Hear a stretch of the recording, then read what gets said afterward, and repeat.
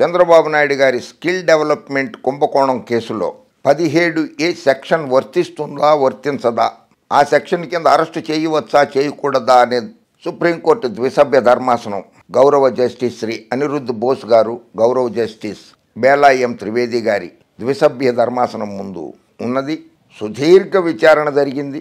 చంద్రబాబు నాయుడు గారి తరఫున సిద్ధార్థ లూథరా గారు, హరీష్ సాల్వే గారు వాదించారు. ఆంధ్రప్రదేశ్ ప్రభుత్వము, ఆంధ్రప్రదేశ్ సిఐడి తరఫున ముకుల్ రోత్కి గారు, రంజిత్ కుమార్ గారు, నిరంజన్ రెడ్డి గారు, పొన్నబోలు సుధాకర్ రెడ్డి గారు అందరూ వాదించారు. చంద్రబాబు నాయుడు గారి మీద ఆంధ్రప్రదేశ్ సిఐడి దాఖలు చేసినటువంటి పిటిషను రిమాండ్ రిపోర్టుని ఆధారంగా చేసుకుని విజయవాడ ఏసీబీ కోర్టు జడ్జి గారు గౌరవనీయులైన హిమబిందు గారు రిమాండ్కు పంపించడం, రాజమండ్రి సెంట్రల్ జైల్లో 53 రోజులు చంద్రబాబు నాయుడు గారు ఉండడం అన్నీ తెలిసిందే. సుప్రీంకోర్టు తీర్పులో ఏం చెప్పింది? విజయవాడ ఏసీపీ కోర్టు జడ్జి శ్రీమతి హిమబిందు గారు రిమాండ్ విధించడం సబబే, తప్పు కాదు అని స్పష్టంగా తీర్పులో పేర్కొన్నది. ద్విసభ్య ధర్మాసనం కాన్ఫ్లిక్ట్ ఆఫ్ జడ్జిమెంట్ ఉండొచ్చు, ఇద్దరు కొంచెం తేడాగా ఇచ్చినారు. భిన్నమైన తీర్పు కానీ పూర్తి భిన్నం కాదు ఇది. పూర్తిగా ఒకళ్ళకి వ్యతిరేకమైన తీర్పు కాదు ఇది. భిన్నంలో చాలా వరకు ఏకాభిప్రాయాలు ఉన్నాయి. కానీ పచ్చ మీడియా, పచ్చ పార్టీ నాయకులు ఇంకా వక్రభాష్యాలు చెప్తున్నారు ఆ తీర్పుకు కూడా. గౌరవ జస్టిస్ విజయవాడ ఏసీబీ కోర్టు న్యాయమూర్తి హిమబిందు గారు చంద్రబాబు నాయుడు గారిని రిమాండ్కు పంపగానే, జైలుకు పంపగానే ఆవిడ మీద అసభ్యకరమైనటువంటి పదజాలంతో పోస్టింగ్లు పెట్టారు, వాట్సాప్ల్లో మెసేజ్లు పెట్టారు.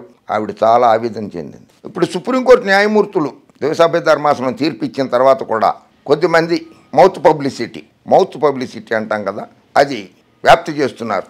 అసలు వాళ్ళు ఎల్ఎల్బి చదివారా, ఎల్ఎల్ఎం చదివారా, వాళ్ళకి చట్టం గురించి అసలు తెలుసా, రాజ్యాంగం గురించి అసలు తెలుసా? రాజ్యాంగం తెలియకుండానే రాజ్యాంగబద్ధంగా ఏర్పడినటువంటి హైకోర్టు నుంచి సుప్రీంకోర్టు దాకా కూడా వస్తారా? For your kind information mister పచ్చ మీడియాస్ అండ్ పచ్చ తమ్ముళ్ళు, పిచ్చి తమ్ముళ్ళు, పచ్చ పార్టీ నాయకులారా, గౌరవ జస్టిస్ బేలా ఎం త్రివేది గారు judicial magistrate, first class magistrate అంటే గ్రామ స్థాయి న్యాయస్థానం నుంచి సుప్రీంకోర్టు దాకా ఆవిడ వచ్చారు. కింది స్థాయి నుంచి సుప్రీంకోర్టు దాకా వచ్చారు. ఆవిడికి ఎన్ని వేల తీర్పులు ఆవిడ ఇచ్చారో, చట్టం తెలీదు, రాజ్యాంగం తెలీదు అన్నట్లుగా ఆవిడ మీద వ్యాఖ్యానిస్తున్నారు. చాలా తప్పునైనా ఒక సెక్షన్, అనేక ప్రశ్నలు. ఏంటి మీరేసేది ఏంటి ప్రశ్నలు? ఏమనేస్తారు ప్రశ్నలు? ఒకే కేసు, ఒకే చట్టం, ఒకే కోర్టు, ఇద్దరు న్యాయమూర్తులు, వారి ఇద్దరి అభిప్రాయాలు, తీర్పులు వేరువేరు. స్కిల్ డెవలప్మెంట్ కేసులో టీడీపీ అధ్యక్షుడు చంద్రబాబు నాయుడుకు 17A వర్తిస్తుందా లేదా అనే అంశంపై సుప్రీంకోర్టు న్యాయమూర్తులు జస్టిస్ అనిరుద్ధ్ బోస్, జస్టిస్ బేలా త్రివేది భిన్నమైన తీర్పులు వెలువరించిన సంగతి తెలిసిందే. 2018లో సవరించిన అవినీతి నిరోధక చట్టంలోని సెక్షన్ 17A ప్రకారం కాంపిటెంట్ అథారిటీ నుంచి అనుమతి తీసుకోనందున చంద్రబాబుపై కేసు అక్రమమే అని జస్టిస్ బోస్ అభిప్రాయపడగా, సవరణ కంటే ముందుగానే జరిగిందంటున్న నేరానికి ఈ సెక్షన్ వర్తించదని జస్టిస్ బేలా త్రివేది పేర్కొన్నారు. వీరి తీర్పులు బుధవారం అందుబాటులోకి వచ్చాయి. దీనిపై న్యాయ నిపుణుల్లో జాతీయ స్థాయిలో చర్చ జరుగుతోంది. చర్చ ఏమీ జరగడంలా చంద్రబాబు నాయుడు గారికి వ్యతిరేకంగా తీర్పు వచ్చింది, అది గ్యారంటీ. చంద్రబాబు నాయుడు గారు మళ్ళీ జైలుకి వెళ్ళేది గ్యారంటీ. 17A ఆయన తీర్పుని చదవండి. జస్టిస్ అనిరుద్ధ్ బోస్ గారు ఇచ్చిన తీర్పు 82 పేజీలు ఉన్నది. 82 పేజీలు పూర్తిగా చదవండి. అందులో ఏమున్నది? ఆ తీర్పులో అనుమతి ముందు తీసుకోకపోయినా అరెస్టు చేసిన తర్వాత అయినా సరే అనుమతి తీసుకోవచ్చు అని కూడా ఉన్నది తీర్పులో. చదవండి. 82 పేజీలు లైన్ టు లైన్ చదివి అప్పుడు వార్తలు రాయండి, వార్తలు వడ్డించండి. స్కిల్ డెవలప్మెంట్ కేసులో దర్యాప్తు ఎప్పుడు ప్రారంభమైందన్న విషయానికి జస్టిస్ అనిరుద్ధ్ బోస్ ప్రాధాన్యం ఇవ్వగా, జస్టిస్ బేలా త్రివేది దానికి అంత ప్రాధాన్యత ఇవ్వలేదు. 2021 ముందు స్కిల్ కేసులో అసలు దర్యాప్తు ప్రారంభం కాలేదని జస్టిస్ బోసు స్పష్టం చేశారు. ఒక ఇంట్లో దొంగతనం జరుగుతుంది, 2015లో జరిగింది. 2024లో ఆ దొంగను పట్టుకున్నారు. సార్ 9 ఏళ్ల తర్వాత పట్టుకుంటారేంటి సార్? నేను దొంగతనం చేసి 9 ఏళ్ళు అయిపోయింది సార్, 9 ఏళ్ల తర్వాత పట్టుకుంటారేంటి సార్? పట్టుకుంటే 4 రోజుల లోపల పట్టుకోవాలి, 2 నెలల లోపల పట్టుకోవాలి, సంవత్సరం లోపల పట్టుకోవాలని అడుగుతాడా దొంగ? చెప్పండి ఒకసారి, అడుగుతాడా? దొంగను ఎప్పుడైనా పట్టుకోవచ్చు కదా. అధికారం పోలీసులకు ఉంటుంది కదా. పోలీసులకు ఉంటుందా ఉండదా అధికారం? ఒకవేళ డ్రామాజీ గారి ఇంట్లోనో, వంకాయల వెంకటకృష్ణ ఇంట్లోనో, కిరసనాయల కృష్ణ ఇంట్లోనో, 5 సాంబడి ఇంట్లోనో దొంగతనం జరిగింది. 2015లో 2024లో దొంగ దొరికాడు. సార్ వాడిని ఎందుకు పట్టుకున్నారని మీరు అడుగుతారా? సార్ మంచి పని చేశారని పోలీసులను అభినందిస్తారు కదా మీరే. సార్ మా ఇంట్లో ఏ దొంగతనం జరిగిందో అది తీసుకొచ్చి మాకు ఇచ్చేయండి అని అడుగుతారు కదా మీరు. అడగరా? అంటే ఇదేమన్నా చంద్రబాబు రాజ్యాంగమా, లోకేష్ బాబు రాజ్యాంగమా? గౌరవ అంబేద్కర్ గారు రాసిన రాజ్యాంగం. దానికి చట్ట సవరణ జరిగింది 17 సెక్షన్కి 2018లో. ఈ కుంభకోణం జరిగింది 2015లో. మధ్యలో ఒకవేళ మనమే అనుకున్నాం 2018లోనే ఏసీబీ ఎన్ఫోర్స్మెంట్ డైరెక్టరేట్ GST వాళ్ళు స్టార్ట్ చేశారు విచారణ. మరి చంద్రబాబు నాయుడు అధికారంలో ఉన్నప్పుడు 2018 జూన్ 5న లేఖతో దర్యాప్తు జరిగినట్టుగా భావించలేము. 2018 జూన్ 5, 2019 ఏప్రిల్ ఎండింగ్ వరకు కూడా చంద్రబాబు నాయుడు ముఖ్యమంత్రిగా ఉన్నాడు. చంద్రబాబు నాయుడు ఎందుకు దర్యాప్తు చేయాలి? అంటే దొంగ తన మీద విచారణ జరుపుకుంటాడా? జరుపుకోడు కదా. దొంగతనం చేసేసి పోలీస్ స్టేషన్కి వెళ్ళి లొంగిపోతాడా?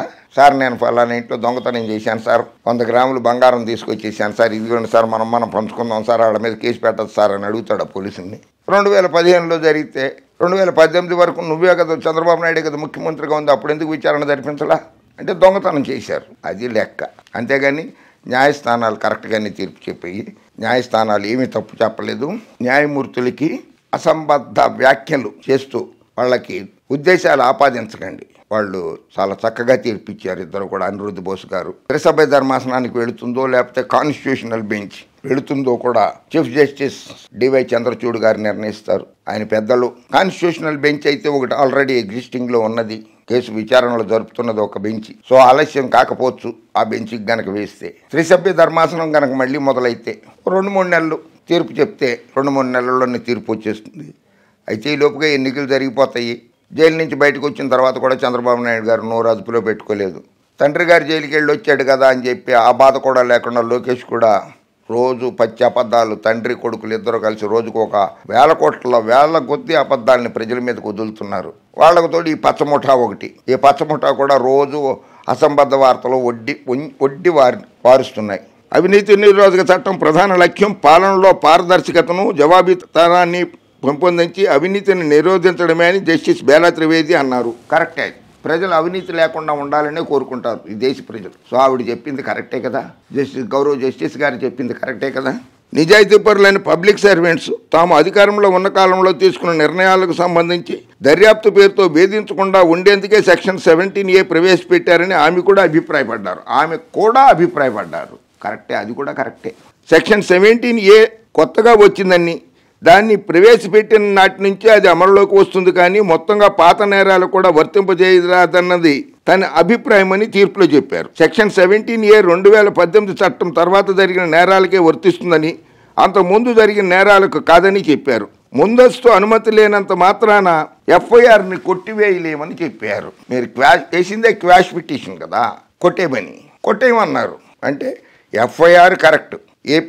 ఆంధ్రప్రదేశ్ CID వాళ్ళు దాఖలు చేసిన FIR కరెక్ట్. ఆ FIRని ఆధారంగా చేసుకుని ఏపీ CIDలు అరెస్ట్ చేసింది కరెక్ట్. ఏపీ CIDలు ఛార్జ్ మెమో దాఖలు చేసి రిమాండ్ రిపోర్ట్ రాసి విజయవాడ ACB కోర్టుకు దాఖలు చేస్తే విజయవాడ ACB కోర్టు న్యాయమూర్తి గౌరవ ACB కోర్టు జడ్జి హిమబిందు గారు రిమాండ్ రిపోర్ట్ ఆమోదించి చంద్రబాబు నాయుడు గారిని జైలుకి పంపడము కూడా కరెక్టే. అది కూడా సబబే అని చెప్పారు సుప్రీంకోర్టు వాళ్ళు. ఇంకా కూడా ఎందుకు ప్రజల్ని మభ్య పెడతారు? వాస్తవాలు రాయడం నేర్చుకోండి, అసత్యాలు ప్రచారం చేయకండి, జగన్మోహన్ రెడ్డి ప్రభుత్వం మీద విషం కక్కకండి. ఓకే, జై హింద్.